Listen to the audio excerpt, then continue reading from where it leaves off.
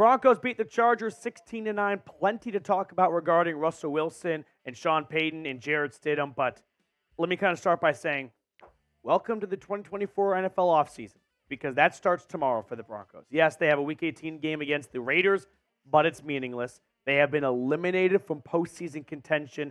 The Chiefs and the Steelers both came back to win, and that was it for the Broncos 2024 or 2023 playoff hopes.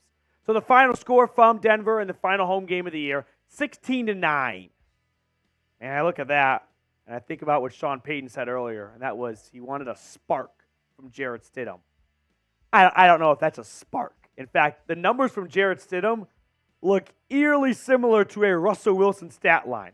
Now, I'm not here to say Jarrett Stidham did a bad job by any means. I think Jarrett Stidham did a pretty good job, all things considered, with what they had to work with. But this was just not a spark in my book, right? When we look at the Broncos offense, which we'll do in a moment here, the Broncos offense dominated on the ground for the most part today, and that really helped out Jarrett Stidham. Now, Jarrett Stidham did not have his right tackle for most of the game, which that might be an addition by subtraction, if we're being honest, but he did not have Cortland Sutton, no Marvin Mims, so less to work with than Russell Wilson. And the offense managed to put up 314 total yards, 102 on the ground, no turnovers. Again, I think Denver got maybe a little bit lucky that they ran into a bad Chargers team today. Because if I told you on Wednesday, hey, you know that spark they're going to get from Jarrett Stidham? It's 16 points. You probably don't think that's a spark. But all things considered, I think Jarrett Stidham did play well today, right? He operated well within what he was asked to do. He didn't have many errant passes. He didn't have bad decisions. He showed some, moxie, some leadership out on the field. And now Denver moves into Week 18 with an opportunity for Stidham to pad his resume a little bit and potentially make a case to go into 2024 as the starter, which right now, if I had to pick a starting quarterback for day one of training camp, it's probably Jarrett Stidham. We'll talk about the Chargers offense here going up against the Broncos defense. It didn't really matter. Like, Easton Stick had some nice moments, I feel like, but no, this was never a game that I've ever felt like the Chargers were going to come back and win. Once Denver went up by 2 scores in the fourth quarter, that spelled doom. At that point, I was more focused on watching the Steelers and the Bengals try and, give the Broncos a good result, which ultimately did not happen. So, Russell Wilson on the sideline all game, wearing a helmet, which was just kind of, by the way, the most Russell Wilson thing to do, as if Russ was about to come into the game at any given moment. But ultimately, Sean Payton and the Broncos say they benched Russell Wilson because they wanted to spark offensively. The other camp says it was over his contract. I lean towards the latter, and I don't think Sean Payton got a spark really offensively, unless you think 16 points is a spark.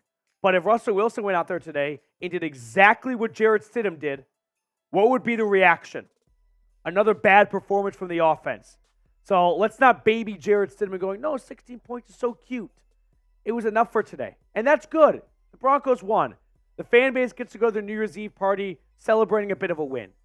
But I'm not sold on this being a spark offensively. This was a benching because of Russell Wilson's contract. Make no mistake. Now, before we get on to the rest of the post-game show here, Prize Picks, our wonderful sponsor, has an awesome deal for Broncos country. When you make Prize Picks your daily fantasy spot, well, you're going to make a great decision. Because the way Prize Picks works is you pick 2 to 6 players, choose more or less on their projected stats. Now, it's not too late to hop in on my selections for Sunday Night Football. I went with less on Jaren Hall's passing yards, more on Jordan Love and Justin Jefferson's yardage, and less on Alexander Madison's rushing yards. So go to prizepicks.com/CLNS and use code CLNS for a first-time deposit match up to $100. That link is in the comments and description of today's video. Prize Picks, daily fantasy sports made easy. With that being said, we'll run through some of the stats here and just kind of talk about just the Broncos' direction moving forward here. We can show some love to some of the good guys, like Jarrett Stidham, 20 for 32.